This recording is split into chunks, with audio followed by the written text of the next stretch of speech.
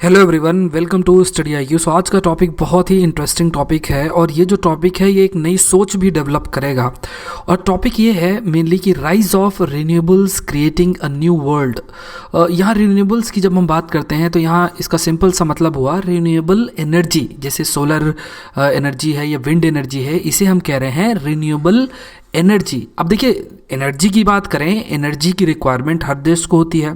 कहने का मतलब है कि जैसे फॉर एग्जांपल हम बात करते हैं मेक इन इंडिया की, या हम बात करें नेशनल मैन्युफैक्चरिंग पॉलिसी की, भारत की बात अगर करें तो नेशनल मैन्युफैक्चरिंग पॉलिसी का एक नया फॉर्म है मेक इन इंडिया। अब इसमें हम ये चाहते हैं कि मैन्युफैक्चरिंग सेक्टर का जो कंट्रीब्यूशन है हमारे जो जीडीपी है उसमें लगभग 25% तक हो, जो कि और देशों के लिए ऑन एन एवरेज है।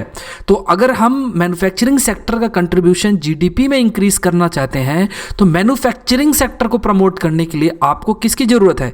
एनर्जी की जरूरत है। यहाँ एनर्जी का क्या मतलब हुआ कि आपको अलग अलग सोर्स चाहिए जो कि एनर्जी प्रोवाइड करे। मेनली अभी जो सोर्सेस हैं वो फॉसिल फ्यूल है, आपको पास जैसे थर्मल पावर प्लांट्स हैं, या फिर अगर बात करें तो पेट्रोल डीजल, ये क्या है? ये सोर्स ऑफ एनर्जी है। तो इन्हें हम कहते हैं कन्वेंशनल सोर्स ऑफ एनर्जी। दूसरे तरीके के जो सोर्स होते हैं जिन्हें, जो कि नए आ रहे हैं, जिन्हें हम कहते हैं non conventional source of energy, जैसे फॉर एग्जांपल सोलर एनर्जी या विंड एनर्जी है। तो ये जो non conventional source of energy है उन्हें हम कहते हैं रिन्यूएबल एनर्जी या रिन्यूएबल एनर्जी सोर्सेस। अब कहने का ये मतलब है कि अगर ये non conventional sources conventional sources को रिप्लेस करेंगे तो इससे क्या वर्ल्ड का ऑर्डर चेंज होगा? क्या एक नया वर्ड क्रिएट होगा? यहाँ कहने का ये मतलब, जब हम नए वर्ड की बात कर रहे हैं, ये नए दुनिया की बात कर रहे हैं, इसका ये सिंपल सा मतलब हुआ क्या रिलेशन या इंपॉर्टेंस कंट्रीज के बीच में वो बदलाव आएगा उसमें। तो इन सारी बातों पर हम चर्चा करेंगे। This video is presented by me, my name is Saurabh Pandey. इस लेक्चर का पीपीटी आप मेरे फेसबुक पेज से डाउनलोड कर सकते हैं। My ID Saurabh Pandey 009। अगर आप किसी भी एग्ज़ाम की प्रिपरेशन कर रहे हैं, जैसे एसएससी, बैंक या यूपीएससी, या अगर आप यूपीएससी ऑप्शनल प्रिपेयर कर रहे हैं या डिफेंस एग्जाम की प्रिपरेशन कर रहे हैं, तो आप हमारे पेन ड्राइव कोर्सेज का बेनिफिट उठा सकते हैं। आप studiiq.com वेबसाइट विजिट कर सकते हैं या फिर इन नंबर्स पे कॉल कर सकते हैं और इन कोर्सेज के बारे में जानकारी हासिल कर सकते हैं। पहले प्रश्न देख लेते हैं जो कि इस लेक्चर से बनेगा। अगर आप आईएएस की तैयारी कर रहे हैं, यूपीएससी की तैयारी कर रहे हैं, तो इस प्रकार के प्रश्न देखने को मिलते हैं। और ऐसे प्रश्न को लिखने के लिए जो इंपॉर्टेंस होती है वो ये है कि आपको उस प्रकार की जो सोचने की क्षमता है वो डेवलप करनी होगी। तो प्रश्न देख लेते हैं। तो rapid growth of renewable energy sources and the demise of fossil fuels are causing major changes in global politics. क्या मतलब हुआ कि ये जो रिन्यूएबल एनर्जी सोर्सेस हैं इनका जो ग्रोथ हो रहा है और फॉसिल फ्यूल का उपयोग कम हो रहा है, तो क्या ये ग्लोबल पॉलिटिक्स में बदलाव लाएंगे? एक शब्द बहुत ज़्यादा उपयोग होता है और कई बार हमें कंफ्यूजन भी होती है इससे रिलेटेड, जिसे हम कहते हैं जियोपॉलिटिक्स। जैसे ग्लोबल पॉलिटिक्स की जगह यहाँ पे जियोपॉलिटिक्स भी लिखा जा सकता है। तो अगर जियोपॉलिटिक्स शब्द यूज होता है तो सिंपल सा मतलब हमें ये समझना है, पॉलिटिकल एक्टिविटी इंटरनेशनल लेवल पे जो डिटरमाइन होती है ज्योग्राफिकल फैक्टर की वजह से। जैसे फॉर एग्जांपल क्या हुआ, किसी कंट्री की शेप, साइज, इंपॉर्टेंस, या जैसे कोई ज्योग्राफिकल इंपॉर्टेंस किसी जगह की, कोई रिसोर्स है, नेचुरल रिसोर्स है, तो ये सारे एस्पेक्ट क्या डिटरमाइन करेंगे? जियोपॉलिटिक्स उस रीजन की। तो इन जनरल जियोपॉलिटिक्स का उपयोग इसलिए होता है। अब अगर वर्ल्ड ऑर्डर की बात करें, वर्ल्ड ऑर्डर, जैसे अगर हम कह रहे हैं कि न्यू वर्ड क्रिएट होगा, तो न्यू वर्ड जब हम बात कर रहे हैं तो पहले पुराना वर्ड किस प्रकार का है वो देख लेते हैं। यहाँ समझना है कि कोई भी कंट्री है, जैसे अगर बात करें चाइना की ही बात कर लेते हैं, तो चाइना साउथ चाइना सी में क्यों जा रहा है? अब ऐसा तो है नहीं कि उसे वहाँ पे अपने जो लोग हैं उनको वहाँ स्विमिंग करानी है, ऐसा तो कुछ है नहीं। रीज़न क्या है इसके पीछे? क्योंकि यहाँ पे ह्यूज रिजर्व है नेचुरल गैस का और दूसरे भी रिसोर्सेज का बहुत बड़ा रिजर्व है साउथ चाइना सी में। तो एक रीज़न ये हो गया। अगर दूसरी बात करें, ये जो रीज़न है जिसे हम मिडिल ईस्ट कहते चाहते हैं। मिडिल ईस्ट में अगर बात करें तो यहाँ पे बहुत सारे ऑयल वेल्स हैं, सऊदी अरेबिया हो गई, कुवैत हो गया, कतर हो गई या फिर ईरान हो गई। तो ये सारी जो कंट्रीज़ हैं, ये कंट्रीज़ कहाँ से अपना पैसा बनाती हैं? इन्हीं फॉसिल फ्यूल को एक्सपोर्ट करके। तो हर एक कंट्री, चाहे इंडिया हो जाए, चाहे यूएसए हो जाए, चाहे रशिया हो जाए या दूसरी भी कंट्रीज हैं, वो चाहेंगी कि वो एक अच्छा रिलेशन डेवलप करें इन कंट्रीज से, जिससे कि वो अपनी एनर्जी सिक्योरिटी इस्टेब्लिश कर सके। अफ्रीका की बात करें, क्यों हर कंट्री अफ्रीका की अलग अलग देशों के साथ अच्छा रिलेशन डेवलप करना चाह रही है? इसका रीज़न क्या है? मेनली ये है क्योंकि यहाँ भी सोर्सेस ऑफ एनर्जी अवेलेबल है। तो कहने का मतलब ये है कि पहले के टाइम पे, पहले का इन द सेंस अगर हम 21st सेंचुरी की जो स्टार्टिंग है उससे पहले की बात कर लें, तो यहाँ पे जो रिलेशन कंट्रीज के बीच में डिसाइड होती है, उसके पीछे एनर्जी सिक्योरिटी बहुत बड़ा फैक्टर है। और ये जो एनर्जी सिक्योरिटी है, ये कहाँ से प्रोवाइड होती है? जब जो फॉसिल फ्यूल है उसका एक्सपोर्ट या इंपोर्ट किया जाता है। तो कहने का ये मतलब है कि अगर हम प्रायोरिटी देखें या इंपॉर्टेंस देखें किसी कंट्री की, किसी कंट्री के लिए, तो वो मेनली एनर्जी सिक्योरिटी है या फॉसिल फ्यूल है, जो कि अलग अलग कंट्री अलग अलग जगहों से इंपोर्ट करना चाहते हैं या फिर कोई कंट्री एक्सपोर्ट करना चाहती है। अगर एक्सपोर्ट की बात करें तो जैसे मिडिल ईस्ट कंट्रीज हो गई, या इंपोर्ट की बात करें तो भारत जैसे देश हो गए या चाइना जैसे देश हो गए।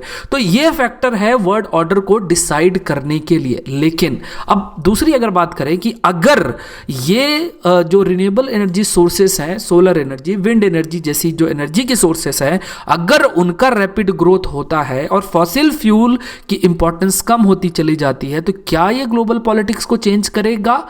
जरूर से करेगा। अब अगर मिडिल ईस्ट कंट्रीज की ही बात करें तो middle east countries, Saudi Arabia की एक बार बात कर लेते हैं, तो क्यों वो अपने समाज में रिफॉर्म्स लाने का प्रयास कर रहे हैं? कभी सोचा इस बारे में? कुछ दिन पहले ही हमने सुना कि वहाँ जो वुमेन है उनको ड्राइविंग के राइट्स मिल गए, है ना। समाज में कुछ थोड़े थोड़े परिवर्तन ला रहे हैं ये। सऊदी अरेबिया को ये चीज़ पता है या ईरान को ये चीज़ पता है कि अगर वो समाज में अपने परिवर्तन नहीं लाएंगे तो कोई भी बड़ी कंपनी जो है, क्योंकि अगर वो इन्वेस्ट कर भी रहे हैं किसी दूसरे देश में, कोई भी बड़ी कंपनी अगर इन्वेस्ट करती है तो हर एक इंडिकेटर को देखते हुए वो इन्वेस्ट करेगी। अगर कोई बिलियंस ऑफ डॉलर किसी देश में लगा रहा है तो हर चीज़ में वो देखेगी कि सामाजिक लेवल पे क्या चीज़ें हैं, इकोनॉमिक लेवल पे क्या चीज़ें हैं। धीरे धीरे इसलिए ये देश अपने समाज में जो फ्रीडम है, वुमेन के लिए जो फ्रीडम है, इन सारी चीज़ों में परिवर्तन लेकर आ रहे हैं, जिससे कि जो परसेप्शन है कंपनीज का या आउटर वर्ल्ड का या दूसरी जो इंटरनेशनल कम्युनिटी है उनका जो परसेप्शन है इन देशों से रिलेटेड, वो बदला जा सके और ये ज़्यादा से ज़्यादा इन्वेस्टमेंट अट्रैक्ट कर सकें। अभी तो क्या है, जैसे एक किताब है hot flat and crowded world, इस किताब में क्या लिखा हुआ है? इस किताब में सिंपल सी बात कही गई है कि अगर सऊदी अरेबिया, ईरान या मिडिल ईस्ट कंट्रीज में अगर किसी को भी अगर वेल्थ जनरेट करनी है तो सिंपल सी बात क्या है? सिंपल सी बात है कि एक वेल्थ जनरेट करने के लिए आपको एक वेल डिग करना है। आपको स्किल की जरूरत नहीं है। वेल डिग किया तो उसमें आपके पास ऑयल है, ऑयल को एक्सपोर्ट करो या सेल करो और पैसा कमाओ। लेकिन दूसरे देशों की बात करें, दूसरे देश में अगर वेल्थ जनरेट करना है तो जो पॉपुलेशन है उसको उसके एजुकेशन के लिए काम करना पड़ेगा, स्किल के लिए काम करना पड़ेगा। ये बहुत जरूरी है। तभी जो है कोई दूसरा देश जहाँ पे ऐसी फैसिलिटी नहीं है कि वेल डिग किया और वेल्थ जनरेट हो गया, तो उन्हें अपने स्किल, कैपिटल सबके लिए कार्य करना पड़ेगा। लेकिन इन मिडिल ईस्ट कंट्रीज के लिए ऐसा नहीं होता है। इसी वजह से ये कहा जाता है कि जो फंडामेंटलिस्ट एस्पेक्ट है या हम रिलीजन की बात करें तो ये चीज़ें काफ़ी इंपॉर्टेंट हो जाती हैं ऐसी सिचुएशन में, क्योंकि किसी भी सिटीजन के दूसरे एस्पेक्ट पे वर्क नहीं किया जाता है। अगर स्किल की बात करें या एजुकेशन की बात करें तो इनमें ज़्यादा वर्क नहीं किया जाता है इन कंट्रीज़ में। अब जो ज़रूरत अगर हम आज की बात करें, क्योंकि लोग जो है शिफ्ट हो रहे हैं रिन्यूएबल एनर्जी की। अब जो है उन्हें ज़रूरत नहीं है पेट्रोल की, अब उन्हें ज़रूरत नहीं है डीजल की, अब उन्हें ज़रूरत नहीं किसी भी फॉसिल फ्यूल की। अगर ऐसी सिचुएशन आती है, क्यों आ रही है? क्योंकि रिन्यूएबल एनर्जी सोर्सेस हमारे पास आ रहे हैं। तो ऐसी सिचुएशन में अगर ये वेल डिग करेंगे तो कोई ऑयल खरीदने वाला नहीं होगा। अगर कोई ऑयल खरीदने वाला नहीं होगा तो किस प्रकार से ये वेल्थ जनरेट करेंगे, ये एक प्रश्न है। तो इसीलिए ये देश ये चाहते हैं कि इन्हें भी प्रयास करना होगा अपने जो सिटीजन्स हैं उनके स्किल एजुकेशन में डेवलप करने के लिए, सोसाइटी में रिफॉर्म लाने के लिए, जिससे कि ज़्यादा से ज़्यादा जो इन्वेस्टमेंट है वो अट्रैक्ट किया जा सके। अगर ऐसा शिफ्ट होता है कि जो फॉसिल फ्यूल है, फॉसिल फ्यूल का उपयोग दुनिया में कम होता चला जाए और रिन्यूएबल एनर्जी सोर्सेस का ज़्यादा उपयोग होता चला जाए, तो होगा क्या? ये पूरे तरीके से जो पावर का डिस्ट्रीब्यूशन है वो अफेक्ट करेगा। अगर मिडिल ईस्ट में इतना इंपॉर्टेंस दिया जा रहा है वो कम दिया जाएगा, दूसरे रीजन्स में ज़्यादा इंपॉर्टेंस में भी दिया जाए। आर्टिक रीजन की बात करें तो वहाँ भी इंपॉर्टेंस कंट्रीज के द्वारा दिया जाता है, क्योंकि वहाँ भी नेचुरल गैसेस या दूसरे रिसोर्सेस की कहने का मतलब वहाँ भी काफ़ी बड़ा रिजर्व है। कंट्रीज के बीच में जो रिलेशन है वो अफेक्ट करेगा। अब जो है कंट्रीज ये प्रायोरिटी नहीं रखेंगे कि उन्हें एनर्जी सिक्योरिटी के लिए इन कंट्रीज के साथ अच्छा रिलेशन डेवलप करना है, तो वो ये प्रयास करेंगी उन कंट्रीज के साथ अच्छा रिलेशन डेवलप किया जाए जिसके लिए दूसरे कोई प्रायोरिटी हो। मतलब अगर फॉसिल फ्यूल से प्रायोरिटी नहीं हो तो इस वजह से क्या कंट्रीज के बीच का जो रिलेशन वो अफेक्ट होगा। जो कन्फ्लिक्ट है, कन्फ्लिक्ट के जो रीजन्स है वो भी कहने का मतलब इंपैक्ट होंगे। और दूसरा social, economic, environmental drivers of geopolitical instability, ये भी इसमें भी परिवर्तन आएगा। क्योंकि मेन जो लड़ाई होती है वो लड़ाई मेनली जो हो सकती है वो एनर्जी सिक्योरिटी के लिए होती है। अब ये हो सकता है कि फ्यूचर में वाटर की अवेलेबिलिटी कम होती चली जाए, तो हो सकता है कि वाटर के लिए जो देश हैं, जो आपस में जो नेबरिंग कंट्रीज़ हैं, वो अच्छा रिलेशन डेवलप करने का प्रयास करें। इंडिया चाइना की बात करें तो ब्रह्मपुत्र रिवर इंडिया के जो नॉर्थ ईस्ट रीजन है उसके लिए बहुत इंपॉर्टेंट है ये रिवर। तो इंडिया प्रयास करेगा कि चाइना के साथ अच्छा रिलेशन बनाया जाए और फिर वाटर शेयरिंग प्रॉपर किया जाए, एक रिवर एग्रीमेंट लाया जाए। तो ये प्रायोरिटीज़ जो हैं देशों की वो चेंज हो सकती है फ्यूचर में अगर ये बदलाव आता है।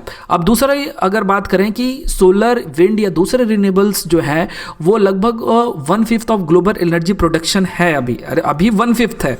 हो सकता है कि पूरा ही हो जाए, मतलब 4/5 जो है अभी भी फॉसिल फ्यूल का रोल है, लेकिन धीरे धीरे हो सकता है कि 1/5 से या और ज़्यादा भी इंक्रीज हो, इसका प्रोडक्शन और ज़्यादा भी इंक्रीज हो। क्योंकि अभी प्रॉब्लम ये है कि जैसे अगर हम अपने घर में ही देखें तो अगर हम सोलर एनर्जी जो पैनल है, सोलर एनर्जी का उपयोग करने के लिए अगर सोलर पैनल्स ही सेट करने तो बहुत कॉस्टली हैं।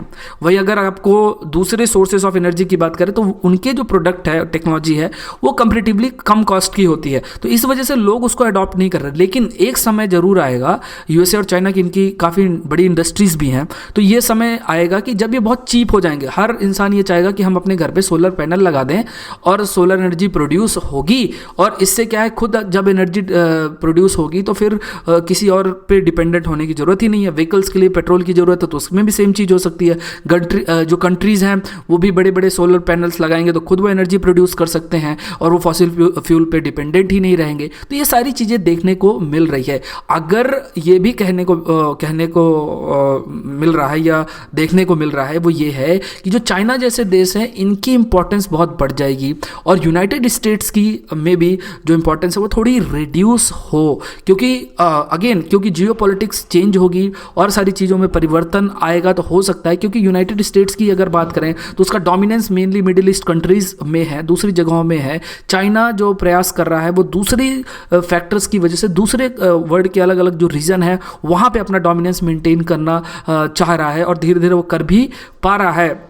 One belt one road initiative जैसी चीज़ें चाइना प्रयास कर ही रहा है, तो उसकी जो इकोनॉमिक ग्रोथ है वो काफ़ी तेज़ी से आगे बढ़ सकती है और हो सकता है यूनाइटेड स्टेट्स से भी आगे वो निकल जाए। जो गल्फ स्टेट्स हैं, जो मिडिल ईस्ट कंट्रीज़ हैं, जो पूरे तरीके से ऑयल डिपेंडेंट हैं, उन्हें बहुत बड़ा रिस्क है, क्योंकि अभी तक उन्होंने अपने देश में जो सिटीजन्स उनके स्किल एजुकेशन के लिए कार्य नहीं किया, और हो सकता है अगर वो कार्य नहीं करेंगे तो वो किस प्रकार से वेल्थ जनरेट करेंगे। अब उनका वेल जो है, जो कुआं है, जो जिस कुएं से वो ऑयल निकाल के वेल्थ जनरेट कर रहे थे, अब वो कुआं अगर भरा भी है तो भी वो सूखे के बराबर ही होगा, क्योंकि कोई ऑयल खरीदने वाला ही नहीं होगा आज से शायद 40-50 साल बाद, क्योंकि क्लाइमेट चेंज एक बहुत बड़ी बात है, बहुत बड़ा एक कंसर्न है। इस वजह से लोग रिन्यूएबल एनर्जी का उपयोग ज़्यादा करेंगे। इसके अलावा अगर देखें तो जो अफ्रीकन नेशंस हैं, अफ्रीकन नेशंस की काफ़ी इंपॉर्टेंस बढ़ सकती है, मेनली क्योंकि यहाँ पे एक तो न्यूक्लियर एनर्जी के बहुत सारे जैसे रिसोर्सेस हैं, नामीबिया जैसे देश हैं और या नाइजर जैसे देश है, नाइजीरिया जैसे देश है, वहाँ पे यूरेनियम के काफ़ी बड़े रिजर्व्स हैं। दूसरे जो मेटल्स या मिनरल्स की बात करें तो वो भी अफ्रीकन कंट्रीज़ में बहुत ज़्यादा है। तो हो सकता है कि अफ्रीकन नेशंस जो है, जो आज गल्फ स्टेट्स की इंपॉर्टेंस है, वो फ्यूचर में अफ्रीकन नेशंस, अफ्रीकन कंट्रीज़ की वो इंपॉर्टेंस बढ़ जाए, क्योंकि उनके पास इतने एनर्जी सोर्सेस है। अब ये कहना जरूर है, ये भी कहा जाता है कि अभी ये प्रिडिक्ट करना कि कितना जल्दी से होगा, ये कब होगा, ये मुश्किल है, बट ये जरूर है कि ये ऐसा होना ही है। ये जो फॉसिल फ्यूल से जो शिफ्ट है टूवर्ड्स रिन्यूएबल, ये बेसिकली जैसे हमने बात किया कि न्यू टेक्नोलॉजीज़, जैसे जैसे नई टेक्नोलॉजीज़ बनाई जाएंगी और उनका कॉस्ट कम होता चला जाएगा, तो लोग उसको अडॉप्ट करना वो स्टार्ट कर देंगे। अगर अभी बात करें, अगर ये 2009 से कंपेयर करें, तो जो सोलर सोर्सेस का उपयोग करके जो इलेक्ट्रिसिटी का प्रोडक्शन होता है, उसका कॉस्ट लगभग 75% से ड्रॉप हो गया है। जैसे अगर छोटा सा एग्जांपल लेते हैं, अगर आप आज से शायद 1995 या 1999 में बात करें, तो उस समय अगर आपको फ़ोन भी करना है तो उसकी बहुत ज़्यादा कॉस्ट होती थी। लेकिन आज की बात करें तो जियो के आने के बाद या दूसरे भी, क्योंकि कंपटीशन काफ़ी बढ़ गया है, तो इस वजह से क्या है कि जो कॉलिंग है, कॉलिंग कॉस्ट बहुत कम हो गई है। तो कहने का ये मतलब है कि जब उपयोग बहुत ज़्यादा बढ़ेगा, जब और बहुत सारी कंट्रीज़ होंगी, गवर्नमेंट के भी काफ़ी सारी जो प्रायोरिटीज़ हैं वो बढ़ेंगी, तो हो सकता है कि सोलर सोर्सेस हैं, ये जो इससे रिलेटेड टेक्नोलॉजीज़ हैं, ये इनका जो कॉस्ट है बहुत कम हो जाए, तो लोग बहुत ईजिली इस चीज़ को यूज़ करना स्टार्ट कर दे। अब राजस्थान जैसी जगह है, जयपुर की बात करें, तो वहाँ पे क्या है, आपके पास इतने सारे संडेज होते हैं, मतलब बादल इतने ज़्यादा होंगे नहीं। ये हाल तो सारे राजस्थान का ही है, मतलब वेस्टर्न राजस्थान में भी ये सब कुछ है, लेकिन इन जनरल अगर जयपुर की बात करें तो वहाँ भी क्या है, ये सारी फैसिलिटीज़ है। तो अगर कोई सोलर पैनल वो यूज़ भी कर रहा है, तो उससे क्या है, वो अपने घर के लिए एटलीस्ट उतनी इलेक्ट्रिसिटी प्रोड्यूस कर सकता है, तो उसकी जो डिपेंडेंसी है वो कम होती चली जाएगी। इसी प्रकार से अगर लोगों की डिपेंडेंसी इलेक्ट्रिसिटी के लिए सरकार पे कम होगी, सरकार की डिपेंडेंसी दूसरे देश के लिए एनर्जी के लिए कम होगी, तो ये एक लिंक या चेन बनता चला जाएगा। और इसी के लिए जो सबसे इंपॉर्टेंट है कि जो न्यू टेक्नोलॉजीज है उनका जो कॉस्ट है वो कम होता चला जा रहा है। अब अगर बात करें by 2020 all commercially available renewable technology जो है वो इतनी चीप हो जाएंगी, जो कि अगेन जैसे अभी फॉसिल फ्यूल्स की बात करें तो फॉसिल फ्यूल से रिलेटेड अगर टेक्नोलॉजी की बात करें तो वो बहुत इस समय चीप है अगर कंपेयर करें रिन्यूएबल टेक्नोलॉजी से। तो रिन्यूएबल टेक्नोलॉजी जो है और इनका जब प्राइस सेम हो जाएगा तो लोग रिन्यूएबल टेक्नोलॉजी ही प्रीफर करेंगे। और ये चेंज जब आएगा तो इसका सीरियस इकोनॉमिक कंसिक्वेंस होगा मेनली जो मिडिल ईस्ट कंट्रीज हैं उनके लिए। अब एक बहुत बड़ी बात भी बोली गई है, renewable will be a powerful vehicle of democratisation. अब यहाँ डेमोक्रेटाइजेशन का सिंपल सा ये बात हो गई कि क्योंकि ये डिसेंट्रलाइज करेगा एनर्जी सप्लाई को, क्योंकि लोग अपने घर पे ही सोलर पैनल या सारी चीज़ें कर सकते हैं, या इवन कई जगह तो ये भी बात चलती है कि दूसरे भी ऐसे रिन्यूएबल एनर्जी सोर्सेस है जो लोग खुद घर पे प्रोड्यूस कर सकते हैं और उसका उपयोग लगातार कर सकते हैं। तो ये जो है कहने का मतलब है कि ये जो परिवर्तन होगा ये एक नई दुनिया लेकर आएगा, नया वर्ल्ड लेकर आएगा, और हो सकता है कि इससे जो रिलेशन है कंट्रीज़ के बीच में वो थोड़ा उसमें बदलाव आए, कंट्रीज़ की प्रायोरिटीज़ है उसमें बदलाव आए। तो ये सारी बातें हो सकती हैं फ्यूचर में। अब प्रश्न देख लेते हैं। तो प्रश्न जैसे ये था कि rapid growth of renewable energy sources and demise of fossil fuels are causing major change in global politics. इसको आपको डिस्कस करना है। ये क्वेश्चन 15 मार्क्स का है। तो यहाँ पे एग्जांपल देते हुए जो भी हमने अभी डिस्कस किया है वो आपको उसमें लिखना है और बहुत ही स्ट्रक्चर्ड वे में लिखना है।